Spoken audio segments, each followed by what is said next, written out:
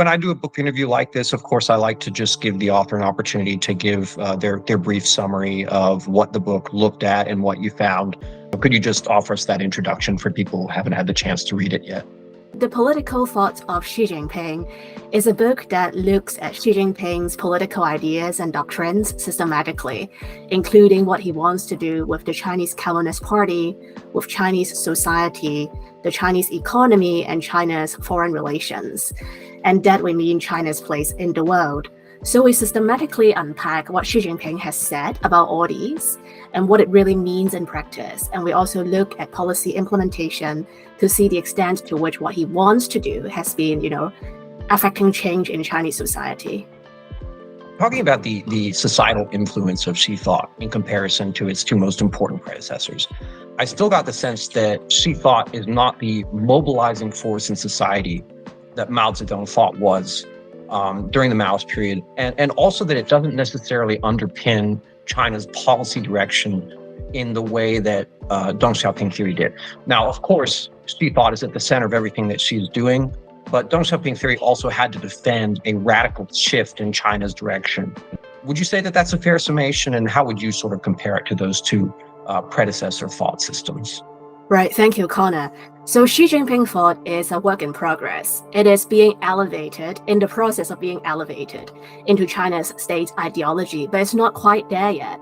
Now, Xi Jinping thought it's about bringing in traditional Chinese culture, Xi Jinping's own interpretation of what it is, traditional Chinese values that he thinks are glorious and beautiful, those Confucian ways of how do you treat each other in Chinese society, and laying claim on those, saying that those are actually, Chinese communist. So the idea is that Xi Jinping is remaking history for Chinese Communist Party and saying that, what socialism really means is that it is in perfect alignment with traditional Chinese culture. And socialism requires a strong Chinese Communist Party with a core leader in charge. Now, on the question on how Xi Jinping thought is different from Mao Zedong thought or Deng Xiaoping theory, I think, the first thing to appreciate is Mao Zedong thought was meant to be a machine to unify thinking in society. Xi Jinping thought tries to do that as well, but not yet quite successful, but this is the aim. Now, Mao Zedong thought also is meant to be, a guideline for policy making, the direction of travel for the country of China. And Xi Jinping thought wants to do that as well. And I think in that level, we are seeing quite a bit of success, actually. For example, under Xi Jinping, he has really shifted, the fundamental basis of Chinese policy making from, engendering economic growth to a much more stronger focus on national security, by which regime security is put at the center. So, the hyper focus on security has led to many visible changes in Chinese foreign policy and also in the domestic governance of China. And I would say that this is a direct result of Xi Jinping's thinking really being implemented. And sometimes when Xi Jinping's thinking are being implemented, it can lead to rather extreme manifestations. The forceful assimilation of the Uyghur population in Xinjiang is an example. Xi Jinping called for regime security, and that was being done in a very extreme way, for example. So those are evidence, I think, of manifestation of Xi Jinping thought. And the other thing that I think is a really good evidence of how Xi Jinping thought actually does structure Chinese foreign policy is the focus on technological innovation. That has really become a cornerstone of the Chinese economy. Whereas previously the top goal of the Chinese economy is to generate economic growth, push up the GDP, because this is how, people would be happy with the party, you make them richer, better quality of life. Now, this is important, but Xi Jinping wants something bigger, more important. And this is to make the economy strong, not just to grow the economy.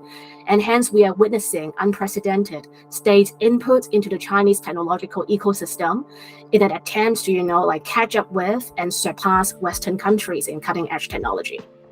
Now, I think to take a step back, we have to think about Xi Jinping's vision for the Chinese Communist Party. Now, his vision for the Chinese Communist Party is that it is a Leninist machine that has a strong hierarchical line of authority, of command structure, which is disciplined and loyal to the central leader. And when he looked at the Chinese Communist Party, he thought it is far away from that. It is, drifting away. It is corrupt, and party cadres are not unified in their thinking. They don't really believe in communism. They lost ideological conviction. And like there is this loyalty towards the central party leader. Senior party officials do their own thing. They build up their own power bases, and it seems like they are in office more for themselves and for their private interests than for the good of the party. So Xi Jinping perceives a lot of very corrosive problems from the Chinese Communist Party, and it is in this context that he introduced the anti-corruption campaign. Now, it definitely have a strong element of power consolidation, helping him to eliminate political rivals, the anti-corruption campaign. And in our book, something that we have found in the research is that for the first 10 years of Xi Jinping's rule, there wasn't a single official who could be, remotely even considered to be a Xi Jinping protege who was subjected to investigation. So everyone who were investigated were not related to Xi Jinping. They did not share, career ties. Their political promotion could not be, even remotely speaking, attributed to Xi Jinping, doing them a favor. So the campaign, anti-corruption campaign, clearly was targeted by factions that could be seen as opposing factions, but not Xi Jinping's own power base. And it was because in Xi Jinping thought, the authority of the top leader is really important for the party to be a strong Leninist party that can follow orders and execute missions, precisely and robustly. And hence clearing factions that can be in the way can be seen as perfectly legitimate, that isn't seen as, something selfish or, Xi Jinping, stepping out of line. That wasn't portrayed in that way. And this is justified because a strong Leninist party is seen as a prerequisite to making China strong. Right. No, that's all very, very interesting. And that actually feeds into another question that I had, and that's about factionalism. So you did talk about factionalism a few times in this volume. You mentioned it in the pre-Xi era, obviously, with Hu's Communist Youth League and Jiang's famous Shanghai Gang. And you really talked about these sort of personal networks that existed in elite Chinese politics that then Xi Jinping has sidelined in various ways. And you also talked about how there's a Xi faction or a group of Xi's supporters in the higher echelons of the power apparatus. This all seemed to me to be sort of a discussion of these professional networks that are linked by patronage, or you talked about Xi's proteges and so forth. The question that I have is actually about a very different kind of factionalism. I'm thinking about how in the Mao era, particularly in the late Mao era, elite politics was riven by fundamentally different visions of the direction that China should go in. These were factions that were not defined, or not even primarily defined, by professional ties, although that was an element, and these factions were always shifting, but they were defined by deep fundamental policy differences. Does that kind of factionalism still exist in elite politics in the Xi era? Because that's not something that one tends to hear about, obviously, in official sources and in official media. But that was such a profound part of China's political picture at previous periods. I have to wonder if that's been fully eradicated. So there are a few ways to look at it. I mean, in a formal structural perspective, Xi Jinping has eliminated scope for factions as we used to think about in the way you described. Now, previously, under Hu Jintao, for 10 years before him, when we look at, the Politburo and the Politburo Standing Committee, we can see, senior party leaders whose network bases are in different parts of the party or state bureaucracy being represented. And we can see people who are not close to Hu Jintao, being represented in the Politburo and Politburo Standing Committee. And based on who they work with and what they have said, we can reliably say that, they belong to or are close to so-and-so's faction. Now, under Xi Jinping, we don't see that anymore, in the sense that people who clearly owe their loyalty to Hu Jintao and to Jiang Zemin, and those who have a different policy vision than Xi Jinping, they are not being represented in the senior echelons of the Chinese Communist Party. So we can say that the formal institutional mechanism for factions to be represented are no longer there, because Xi Jinping is very keen in only picking, people he can trust, and he would not trust people who are in opposing factions, in objective terms. So this is one of it. But then, if factions are also, social network, like we have worked together, or we know each other, and then I know your friend, they trust me, and so on. How do you eliminate that? If we think of factions as personal ties and networks, then then the answer is that you can at most suppress them and make sure that they cannot affect your policy making, they cannot affect the way you want to lead China. But it is very difficult to eradicate factions altogether if they are seen as interpersonal ties. Now, one thing about Xi Jinping is that there are definitely a lot of disagreement and dissatisfaction towards him within the Chinese Communist Party. The way he handles the Chinese economy, the way he handled COVID, the way he handled China's relationship with the United States, and so on. Many of these are, visible breaks in the usual way of doing things before him, and they have generated, significant consequences, and in many ways, very sharp and negative consequences for China. So those are things that we see, subtle signs of, disagreements emerging from within the party. Some are not so subtle, say they're defectors of the party coming out and criticizing Xi Jinping, or we can see, establishment scholars penning articles that are actually quite critical, but wording it quite carefully. Or we can see, senior party officials coming out and suggesting that, there are different ways to look at the economy and security and so on. So those are a lot more subtle way of suggesting that they may not fully be on board with the way Xi Jinping is going. But, overt, clear criticism or, wanting to shift course, obviously telling Xi or telling the Chinese public that we are changing direction. You don't see that anymore. While previously, before Xi Jinping, we see, senior party leaders openly advocating different policy directions a lot more clearly, and that was detailed in my other book. Under Xi Jinping, you don't see that. So although there is dissatisfaction, and those dissatisfaction can be contained within factions, they can be those dissatisfaction can be contained within factions and are harbored by factions, but we don't see them having actual impact in policy direction in China. Right. That's a really fascinating point. And that puts me in mind how a lot of our viewers have probably, like everyone, been thinking about the Mao Zedong analogy to try to understand and contextualize Xi Jinping's personalization of power. But it also seems from this book that she's a very different kind of leader in an organizational way than Mao. Mao reigned supreme at the top of the apparatus. He was indispensable, at least according to the perspectives of sort of the premier historians of that period. But he also was not necessarily deeply involved in day-to-day governance. He had people who were under him. Obviously, the premier Zhou Enlai was at the apex of all sorts of sort of close, granular decision making. And Mao was also perfectly happy to have a lot of people underneath him who had profoundly different views, and there being a constant sort of push and pull between these different groups of people at the elite level about policy direction and economics and various other things. It seems like she's a very different kind of leader. It seems like he has sort of placed himself organizationally at the center of everything and seems to be directly managing policy in all these different ways. Is that a fair summation of how you see Xi from an organizational perspective wielding power in China? I think Xi Jinping is a merger of some characteristics of Mao Zedong and some characteristics of a Chinese leader by the name of Liu Shaoqi, who was Mao Zedong's right-hand man. So I think you are very right, very correct in saying that Xi Jinping worked through the party as an organization much more than Mao did.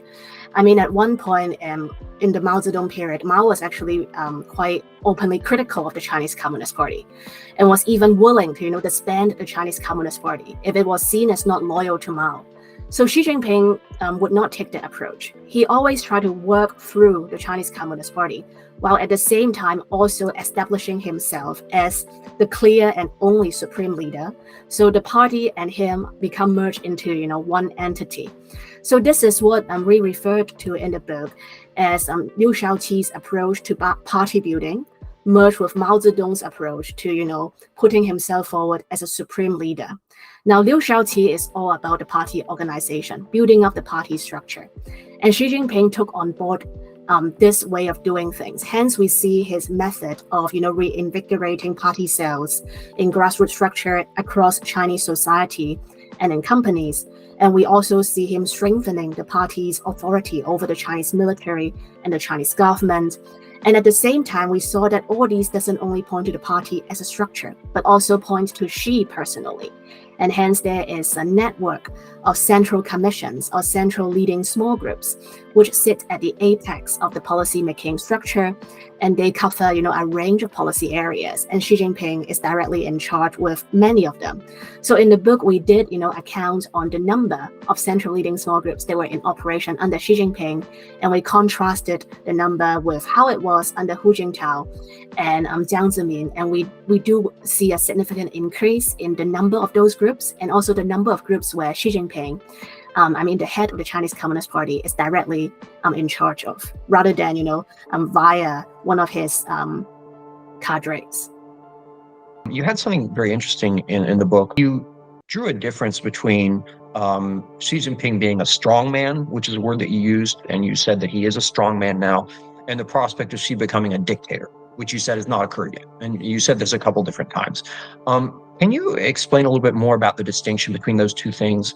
Where, in your view, does Xi continue to lag behind some of the premier examples of dictators in these kinds of systems like Mao and Stalin?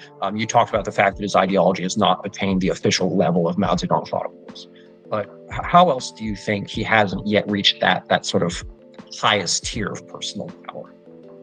I think that's a really great question. And perhaps, the line between strongman and dictator isn't, a fixed line. It like different people might have different definitions in how you see it. Right. And I think, a lot of China scholars would say that Xi Jinping is a dictator already.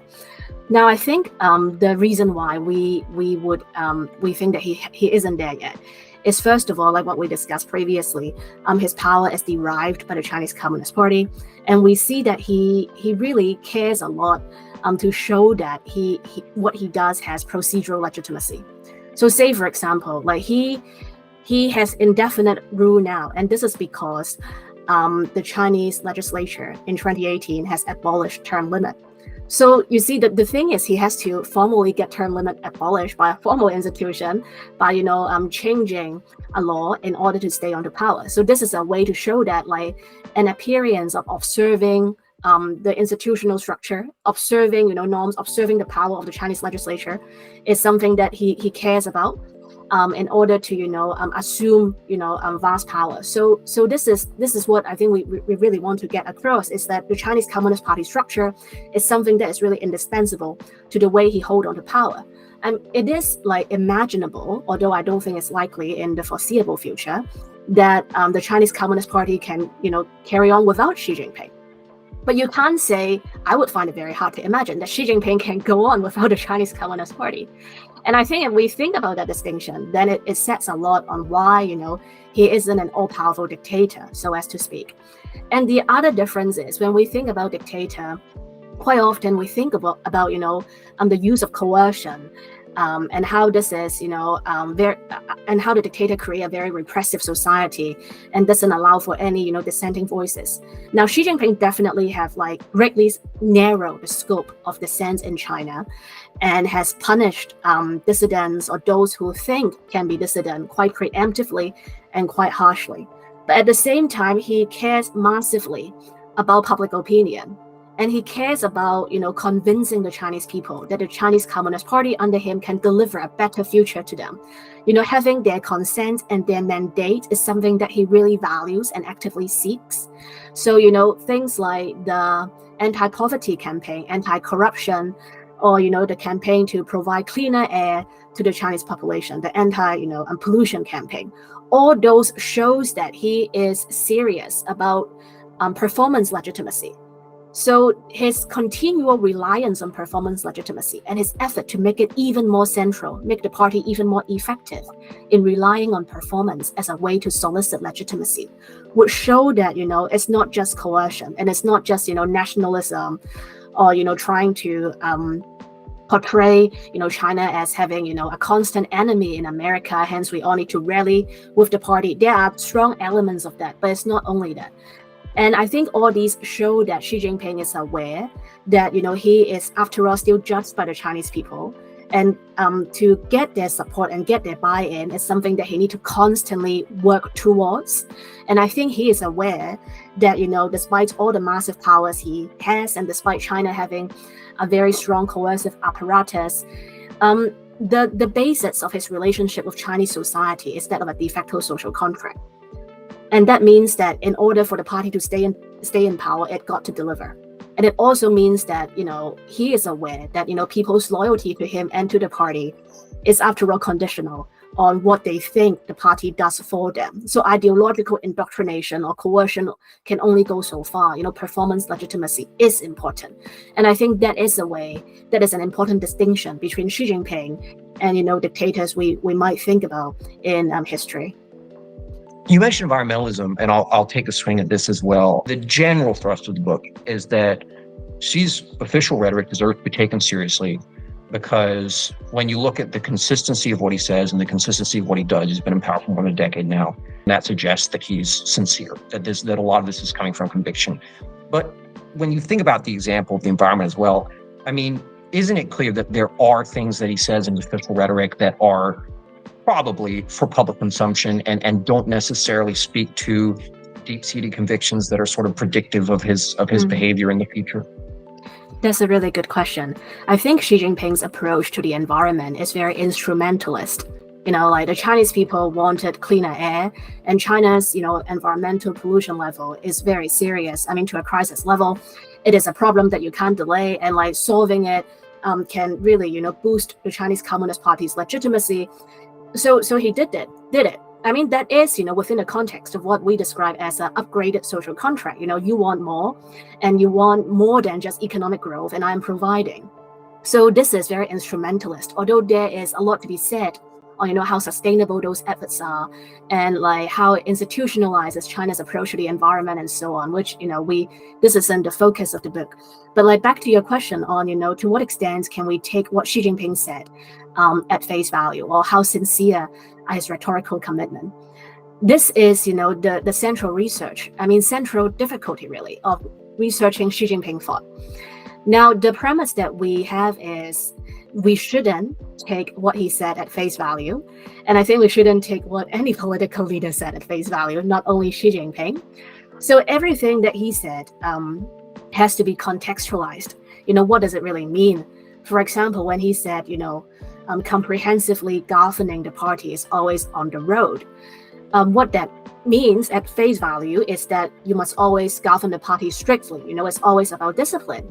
But our research, when you look at how the anti-corruption campaign was implemented, look at who was targeted, who was not, and what Xi Jinping talked about party building in the process, then it becomes quite clear that when he said comprehensively governing the party must always be on the road, first and foremost, he is talking about ensuring political loyalty to Xi Jinping and ensuring that, his policies are being implemented faithfully are something that he would robustly push forward.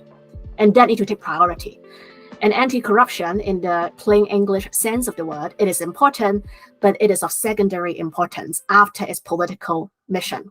So this is one example in showing that, yes, we take what he said seriously, but then we need to contextualize, how is it being implemented, and does it really reflect back on, what it seems to be in face value. Another example is that Xi Jinping talked a lot about the democratization of international relations.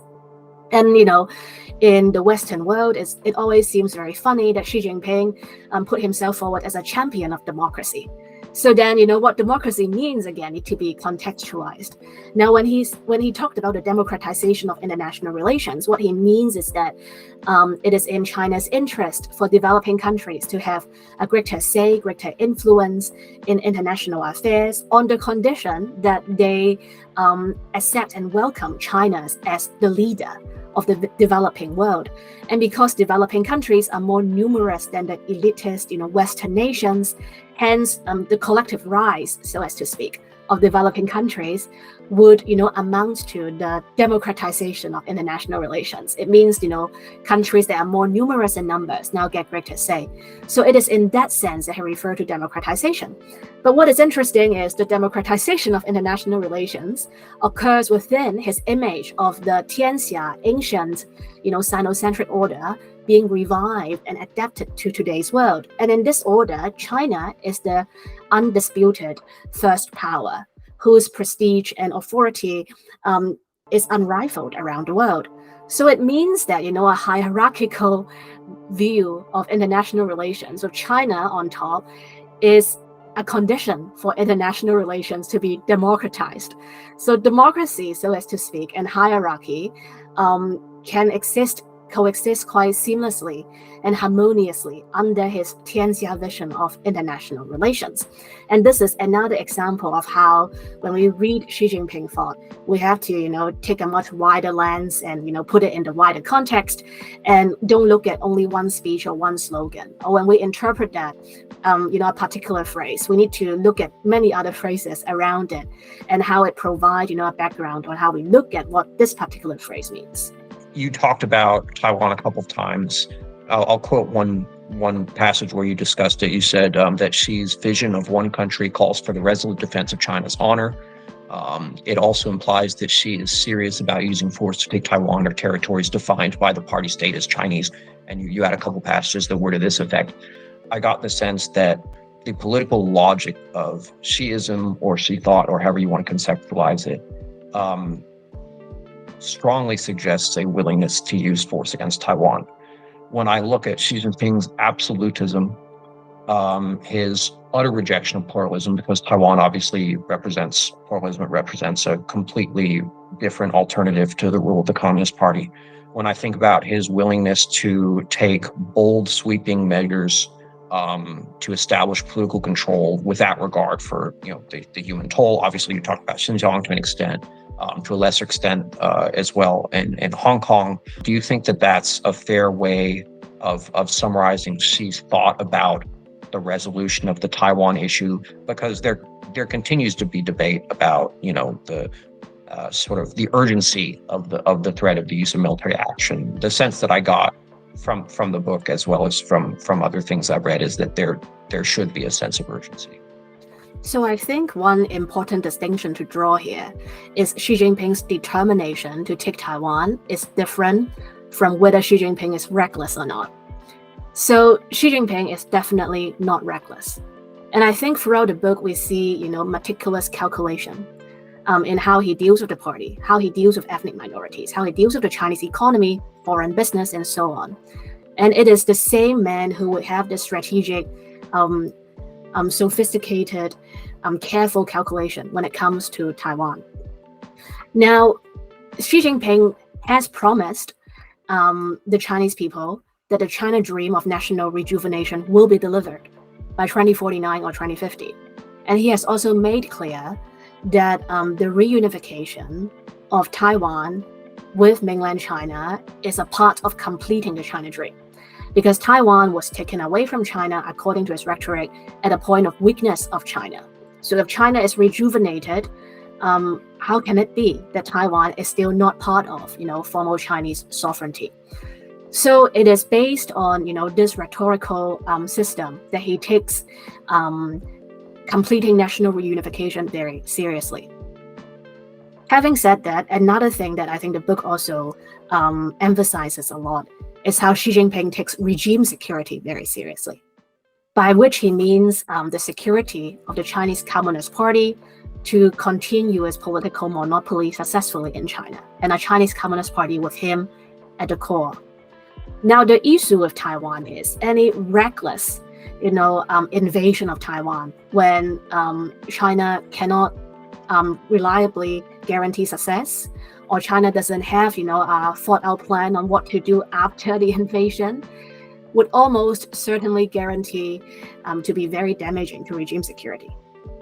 And this is something that Xi Jinping would not accept. When you look at what he does to the party, to Chinese society, to the education system, military, economy, it all points towards regime security. So he would never, take Taiwan if he believed that so doing would result in consequences that backfire on regime security and his own personal security. So it means that although the China dream of national rejuvenation is an important goal and he has a deadline for it, if he has to make hard trade-off, and if achieving it in 2049 or 2050 would mean putting his own or his party's security in serious jeopardy, I think he would be very careful in rethinking how you do it, the approach in doing it. So this is to say that like him using force against Taiwan, I don't think it's a decision that he has made up, that he would definitely use force on Taiwan, and he would definitely, like use it by 2049, 2050 for sure. I don't think anything is that deterministic. And I think like what complicates that is really regime security comes in the picture. I mean, if he does things, including, towards Taiwan or anything really, that would seriously backfire on regime security. And we can clearly, just think of how this can be the case of Taiwan, quite obviously, then he would not take it lightly at all. Or if we look at, the way he deals with the Chinese economy, he is very serious about economic restructuring. And he said, it's not all GDP growth, and we have to accept, slower GDP growth, because I am now, changing the Chinese economy to make it into a much, to bring it more sustainable, to make it into a much surer future. But we see him recalibrating a lot of his regulatory enforcement, towards the property sector or towards Chinese state-owned enterprises or, private tech conglomerates many times. He always, would loosen regulatory enforcement, the intensity of it if China's economy is in a slump. So there's always a sense that, yes, he has this grand picture, he is restructuring the economy, but he would always do it in a way that would not fundamentally cause disaster to the economy, not in a way that would, result in massive unemployment of his own making, as a result of his restructuring. So yes, he's restructuring, but like we also see that, he does dial back, he does scale back when he thinks, this can lead to, social instability that might backfire on regime security. So I think this is the same, same thought I would use to approach the Taiwan question.